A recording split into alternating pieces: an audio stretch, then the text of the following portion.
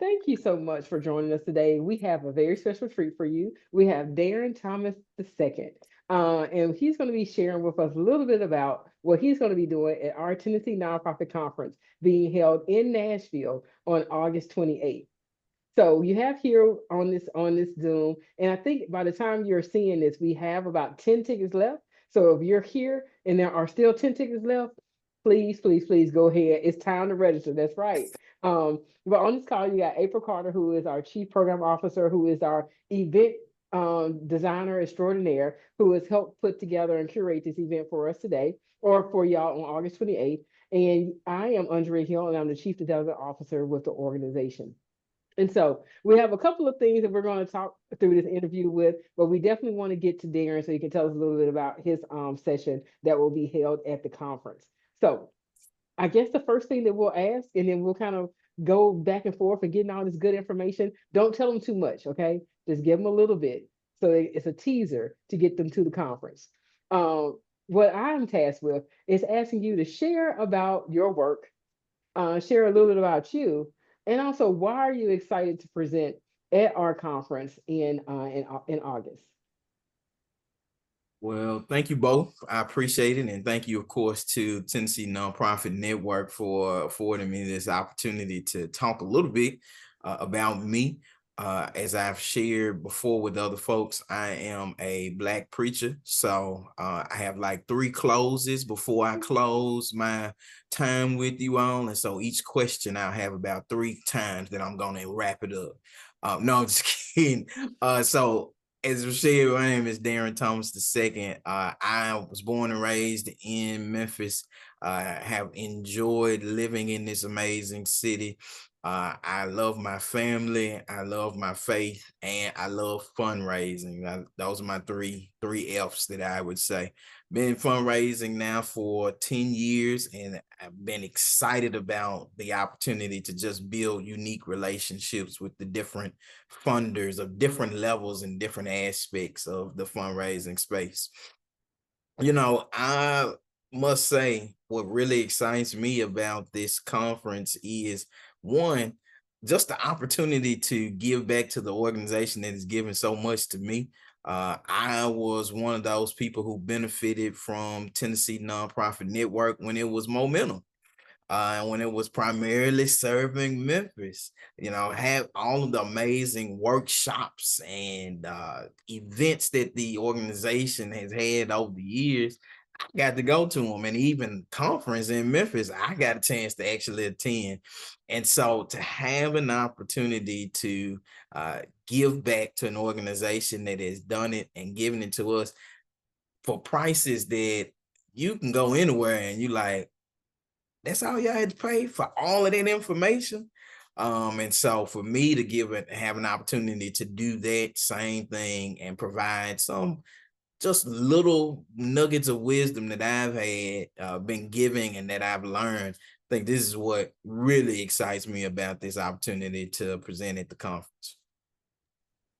Let me jump in there before that second close starts. But thank you so much for that, Darren. We have seen how amazing you've applied your fundraising skills in different roles all across Memphis, and we're so grateful that you are bringing that to Nashville. Now, the title of your session is very unique. Our review committee loved it. Flip the script. Fundraise where no one is watching. Okay, and as Andrea said, don't give away too much, but just give us a little teaser about what you will be covering in your session and what attendees can expect during the session. Yes. So to not give it away, April and Andrea, it's kind of hard, but let me see what I can do. So really what I thought about when I was thinking about this particular track or this particular conference session, what I was really thinking about is we are in this state of, I won't say chaos, chaos, depending on who you look at it and talk to, but many nonprofits are in a state where they're really trying to figure out how in the world am I going to sustain the life of this organization. We've tapped into our primary sources of fundraising and fund development course, the usual culprits of major gifts and grants and foundations and corporations. But for me, I'm like, those are not the only spaces where fundraising can happen. There are other avenues in which we can actually look at where there are people who are willing to actually support the life of your organization. It's just a major piece has not happened. We haven't asked. We haven't actually tapped into these different avenues. And so my intent during my session is really to talk through and walk through together. And I want to change it because I don't want to say my session. I want to say our session, because this is going to be a collaborative engagement. You all will hear me talk, but I want to hear you talk during the session. We really are going to walk through this process of identifying unusual targets for, or as some would consider unusual targets for fund engagement. And so my hope is that each and every person that comes in that session is prepared to engage, is prepared to think, is prepared to walk away with actual steps to engage these other constituent groups, these other places, these other people who would be interested in supporting your organization. So I think you kind of shared a little bit about how engaging this your session or our session will be together. Now we're going to be at the Gaylord Opryland Resort and Convention Center. It's gonna be some distractions because it's a beautiful, beautiful space. When they're coming to the conference, let me know how you're presenting, what's your presenting style, and how you're going to keep them engaged, even though they're in this beautiful space where they could try to get away. We don't want them to get away. We want them to hear the good information you have to share. There is this famous Black preacher and singer who has been gone across social media, and one of the tags, the things that they've been articulating is he's been saying close the doors, and so I'm gonna ask them to just close the doors. I mean, lock those ushers, lock those doors. Nobody can leave. No, I think what it really is going to come down to is it's going to be a lot of engaging conversation, right? I believe that the best presentations are not monologues, but dialogues, that we can actually engage in authentic conversations. I want to be doing a lot of things. I'm not going, for the most part, people won't see me standing in the same space the whole time. I like to walk around and work the room, and depending upon how Tennessee Nonprofit Network sets up the room, we might rearrange the room. Who knows how the space is really going to be set up. But my intent is really for us to really engage not only with me, but with one another. There's going to be a lot of turn and talks. There are going to be some spaces where you actually are going to work with your fellow colleagues on, here's an idea that I've thought about. Here's something that your organization should really consider.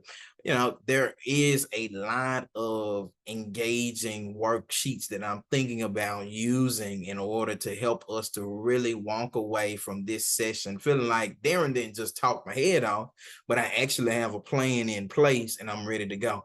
And I've been known to sometimes stand on a chair and kind of jump up and down. I've been known to tell people in the middle of a session, oh, it seems like y'all a little sleepy, so let's stand up for just a second and let's just stretch, but also being mindful of where people are in their comfortability level. And so I like to also start the session with a nice engaging activity to see where people are, but also be mindful not only of people's comfort level, but people's abilities, right?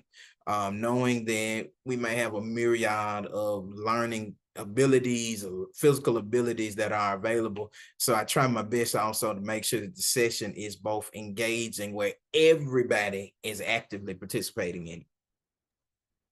Absolutely. Now, I've been in your session, so I don't know where this folks getting sleepy coming from, but I have not seen that. while you were presenting. You are indeed engaging, a wonderful personality, and we are honored that you will be doing this session. Now, the theme of the conference this year is the way forward. Leading up to the conference, and we've had a lot of conversations and intentionality around meeting the moment. So now we are positioning nonprofits to not only meet the moment, but start to chart your way forward, hence the way forward. Now, thinking about your session, flipping the script, fundraise where no one is watching, how does that tie into the way forward in directing nonprofits in a forward movement, forward path? And why is that so important for you? Great question. We as, let me see, how would I put this? A lot of people have fallen into fundraising and into nonprofit spaces. I know that now there are a lot of degrees, master's degrees, certifications, things like that. But at one point, all of this was not available, and people were falling even still into the nonprofit space. And so sometimes when you fall into something, you navigate through the uncomfortability of falling into something into the traditional realms and mechanisms of how it works. And sometimes what I've learned, and my one of the youngest people that I know, my 3-year-old son has really shown me is that traditional methods don't always result in positive engagement. Traditional methods of it's applicable to fundraising. Traditional methods of fundraising do not always result in positive outcomes for your organization. Me asking people for money in a one-on-one meeting may not always result as it used to in more dollars coming into my organization. Me doing and writing these long grant proposals to the federal government does not always result and may not result in any funding, or may, as we've seen, some funding cuts have come at different levels of government.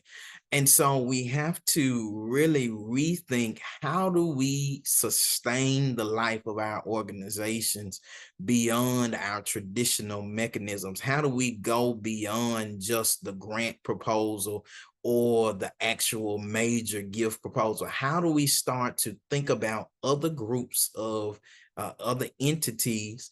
And again, I mean, this is, you've seen the description, people would have seen the description about, these different groups that we're going to be looking at, like faith-based communities who are absolutely willing to give and support organizations, or some entities like professional associations that are willing to do it. But the thing is, it goes back to what I just talked about earlier. We just don't ask. We don't take time to think and rethink.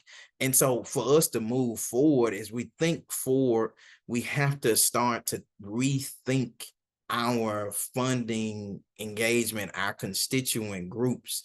And so my hope is that during this session, people will have an opportunity to really walk away and say, here's a unique opportunity. Here's a chance for me to start rethinking fundraising, rethinking how I really pursue sustainability for my organization, really rethink beyond just sustainability for the organization. How do I really start to think about rethinking what our organization's community engagement and looks like? How does collaboration really look? How do I actually effectively ensure that my mission comes to life? And how do I make sure that my fundraising matches this forward-thinking mission that I've got?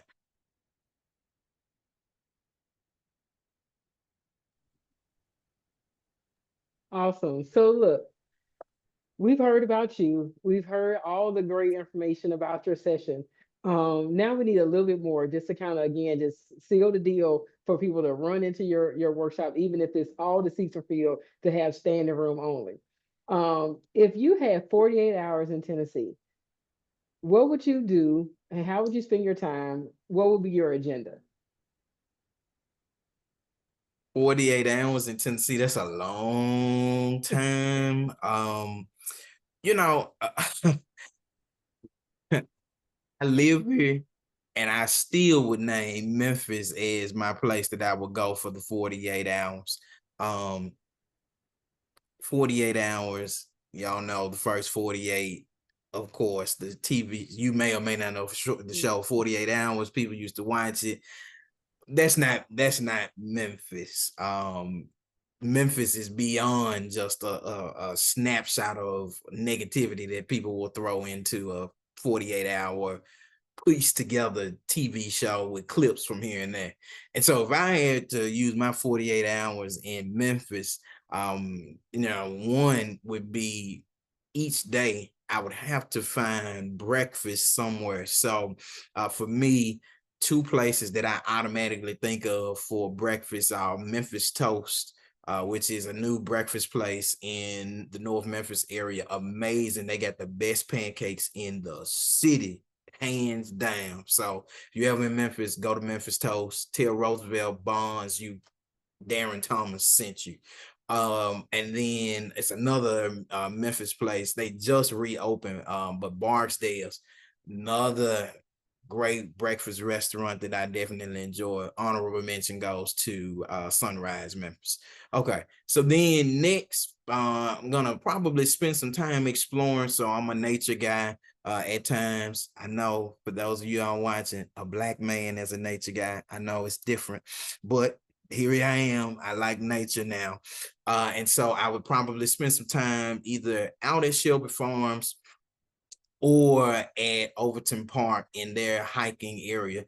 I got to do it earlier in the day because in Memphis right now, listen, today, y'all, if you watching this today, just know that Darren did not go run outside because it is 98 degrees with a heat index in the triple digits.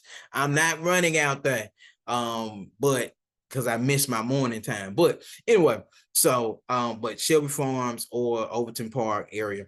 Next, I think that I would really try to spend some time at the National Civil Rights Museum. Amazing place of history, of reflection, an opportunity to really see a pivotal point in the history of Memphis, and learn about many figures who were pivotal in the civil rights movement beyond just the traditional period that we consider in the 50s and 60s, go all the way back to the enslavement period. And so National Civil Rights Museum will be on the list. Lunch, if I don't even know where you to really start. I mean, this is when I really could invite anybody else to come in there. I mean, you're talking about, one of my favorite barbecue places, Payne's. You can go to Huey's. You can go to Central. You can go to, I wish it was still open, but it was this place, soul food place called Miss Gurley's. Just so many different places so you can go. So then I would go to lunch. Then after that, I probably would spend some time, I'm a museum guy, but I'm also a guy who also likes to just feel and get a sense for the youth and the youthfulness of the city.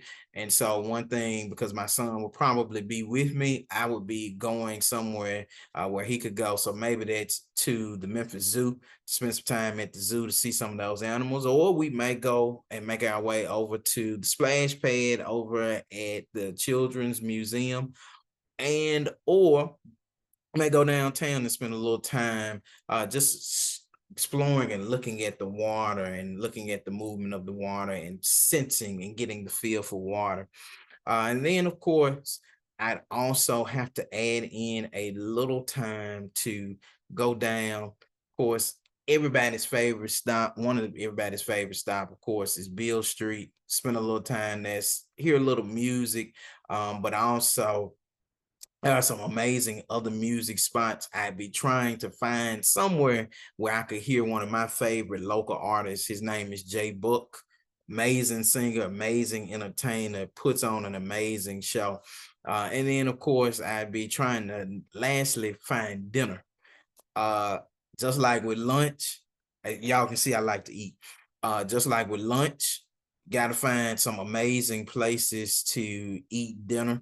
And so you can pick from plenty of options. And if you ever need to have a food option, I mean, after my session, I will literally tell you wherever, like whatever kind of taste of food that you got that you want, I'll make sure that you have it. And so listen, that's my agenda for my 48 hours in Memphis. Be happy to guide anybody else through their own agenda. You know, I consider myself on my my unofficial side hustle as a trip planner. Just kidding, I'm not a trip planner. I can help you plan your trip in Memphis for sure. Yeah, I understand. And I think that we lost Andrea. We were having some internet issues, but I'll take her plate if she was along this trip. I'll eat her food. And you started talking Sounds about good. you started talking about barbecue earlier, and I was like, nope, we're not going to go down this barbecue train because we're not going to have arguments in the comments section under this video about who has the best barbecue, even though we know who it is.